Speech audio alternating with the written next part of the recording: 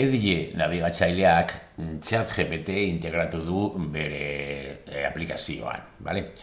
Begiratu behar du hasteko ia agertzen den, agertzen da egiten badugu adibidez esarpenak hemen eta Microsoft Edgeri buruz, begiratu eta 111tik gora, bale?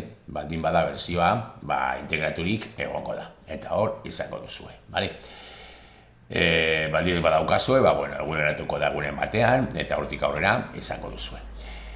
Erabiltzeko, erabili behar dugu alboko barra. Hemen alboko barran txertatzen da, eta sakatzen badugu Bing gainean, hor badaukagu txata edo. Badaukagu ChatGPT eta 3 aukera desberdinak. Lehenengoa da txata, hori da erabiltzeko ChatGPT moduan, idazten diogu zeo zer, eta berak erantzuten du eta baditugu aukera batzuk, sortzaileagoa izatea erantzuna, orekatua izateko, edo zehatzagoa izateko. Egin aldituzue froga desberdinak, gauza desberdinak eskatuz, eta ia nola egiten duen.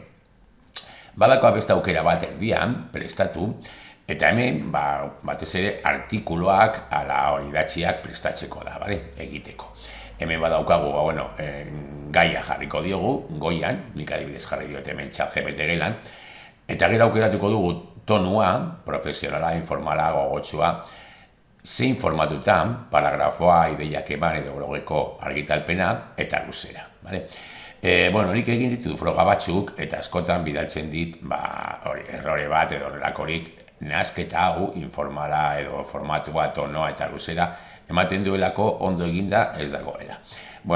Zuek ere frogatu egin frogak eta berzer bueltatzen dizuen. Adibidez, nik hemen egingo dut orain dagoen moduan, ChatGPT gelan, hori informala eta ideiak eman. Eta jarriko diot laburra orain berzer esaten duen. Sortu zuriborroa.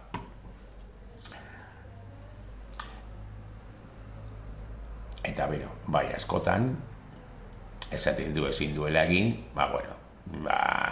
aukerak eta hau ez dagoelako ondo eginda, eta ez zer berriro egiteko, aukera desberdinak hartzen edo. Suporatzen du joango direla betzen, eta izango dela, hasierako akats bat edo. Ematen du orain, bitu. Zeo zer eman du, baina nahiko arraro, eta hemen ez du ondo idatzi. Ikusiko dugu, egin frogan nahi baduzue, baina suposatzen dut, hobetu egingo dutela baitari. Eta hirugarrena da zehetasunak, eta zehetasunak, hor egin ditut baitare froga batzuk, suposatzen da ematen duela zehetasun batzuk, horri batean gaudenean, zehetasun batzuk edo informazio gehigarria egiten duela horri buruz. Nik adibidez behitu egin dut hemen froga bat, hemen eskatu diot SSD diskei buruzko informazioa, Kingston, marka bat, mota bat, zuzen, ikusteko zein zehetasun ematen dizkigu. Nahiz eta horrian egon, horrian bertan gaude ikusten, produktuak edo, hor bertan badaukagu informazio gehiago.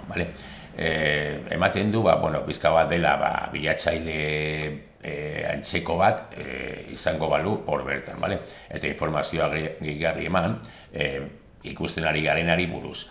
Adibidez hemen gaude horrian bertan Kingston, baditugu produktu batzuk, sakatzen badugu produktu batean, adibidez honetan, lehengoan, aldatu egingo da, eta orduan informazioa emango digu, bera bada, justu produktu horri buruz, hor dago aldatzen, aldatu egin da, eta informazioa berdin aldatu egin da.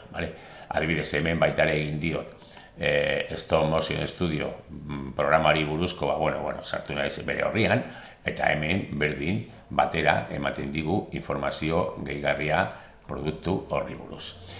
Ikusten duzuenez, azken finean gehiago edo gehien erabiliko duguna izango da bada txata, baina besteekin baita ere, praktikatu dugu pizka bat, eta ikusi zen aukerak ematen dizkigun, lan egiteko.